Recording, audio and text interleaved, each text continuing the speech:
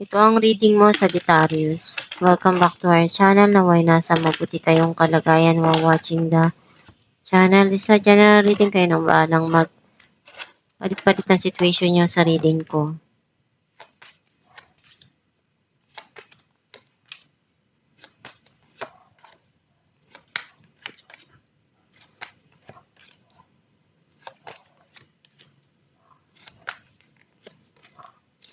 At the bottom of the deck, 8 of Wands.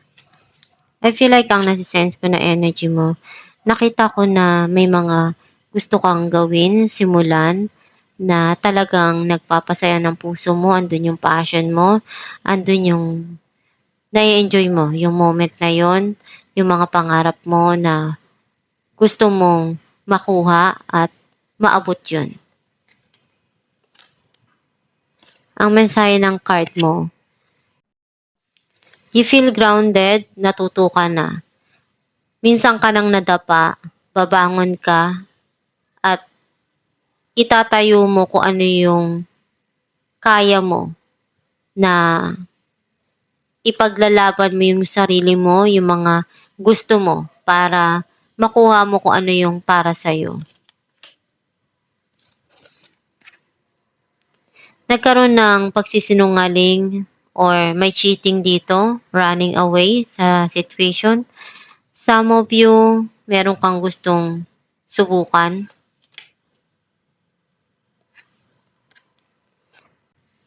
You feel something here na gusto mong ibigay sa sarili mo. Pwedeng bumibili ka ng gusto mo, nagawa mo yung magpapasaya para sa'yo. Kung dati hindi mo kayang gawin yun, ngayon alam mo sa sarili mo na na ibigay yun para lang maging masaya ka at na-enjoy mo yung mga bagay na yun. Kasi naisip mo ngayon na maiksi lang ang buhay. Hindi tayo mananatili dito sa mundong ito ng napakatagal na panahon. Kaya ngayon naisip mo na ibigay naman kung ano yung magpapasaya para sa'yo. You're manifesting a lot of changes sa buhay mo. Some of you may travel ka ditong iniisip. May gustong-gusto ka na ibibigay sa'yo at matagal mo na itong hinihiling. Naglulook back ka dun sa mga nangyari. Hindi mo pa rin makalimutan. Andun pa rin palagi yung isip mo kasi nanginayang ka na nawala yun. Very passionate ka sa mga pangarap mo na kapag ginusto mo, gagawin mo lahat. Some of you, nakita ko na unti-unti ka nang naghihil at natuto ka na maging makadiyos. At nandyan palagi yung pananampalataya mo. And some of you nakita ko na merong tao na gustong ipakita yung connection niya. Very passionate tong tao na to sa affection na nararamdaman niya towards you.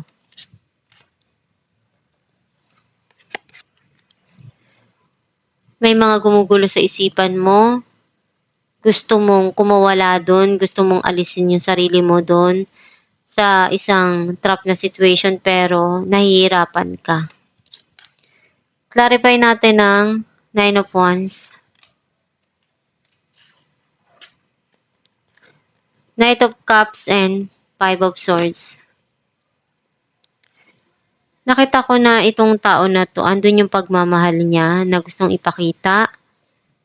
And unti-unti magkakaroon ng pagbabago dun sa mga nangyari before na pwedeng nasaktan ka dun sa sitwasyon na yun pero alam mong kailangan na harapin at baguhin yung mga nangyari na yun. Clarify natin ang The Empress. The Hierophant and 7 of Wands. Alam mo kung ano yung magpapasaya para sa'yo. And gagawin mo lahat ng makakaya mo para ma-achieve. At may bigay sa sarili mo yung totoo na alam mong mai-enjoy mo at para sa'yo. Clarify natin ang 9 of Cups.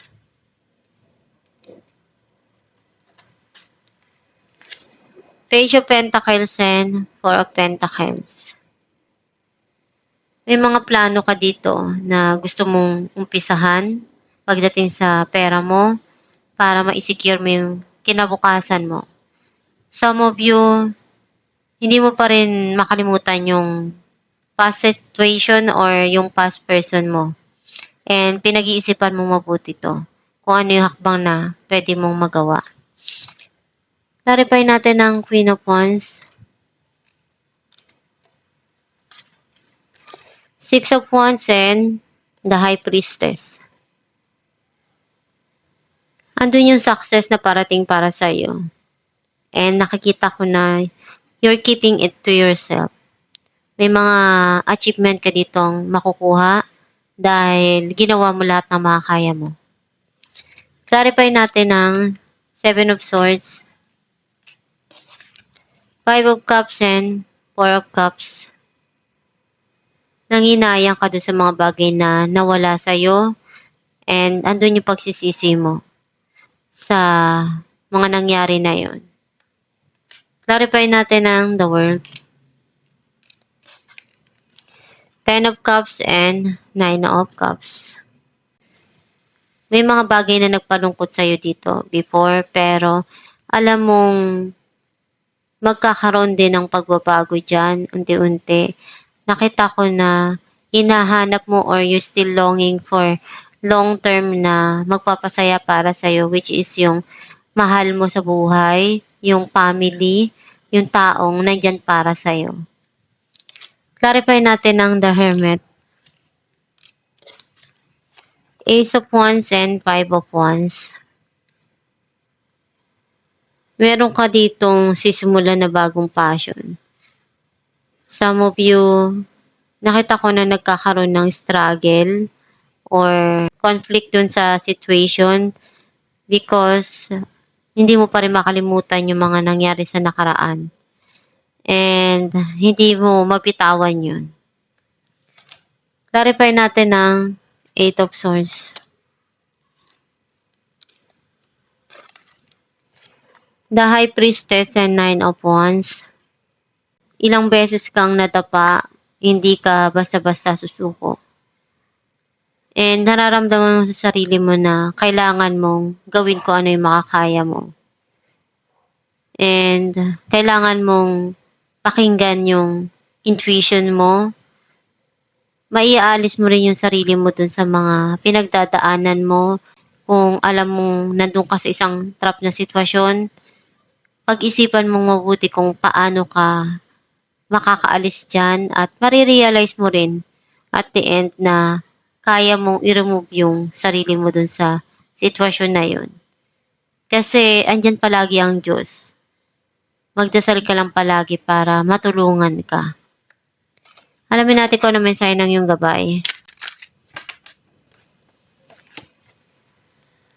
Reward yourself. You have been giving a lot of yourself lately and it's time for you to receive. Make the time to reward yourself in a meaningful way. This balance of giving and receiving is essential to keeping your energy, mood, and motivation at a consistently high level.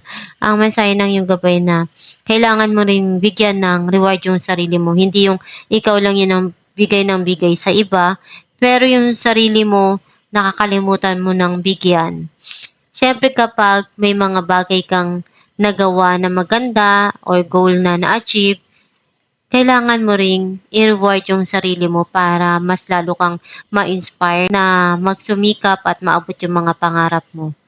And kung may mga nangyayari ngayon sa buhay mo na pagsubok, isipin mo lang palagi na kaya mo yung malagpasan, kaya mo yung solusyonan, at nandyan lang ang Diyos palagi sa tabi mo para gabayan ka, magdasal ka lang at i-manifest mo kung ano yung mga gusto mong mangyari sa buhay mo at gusto mo pang ma-achieve.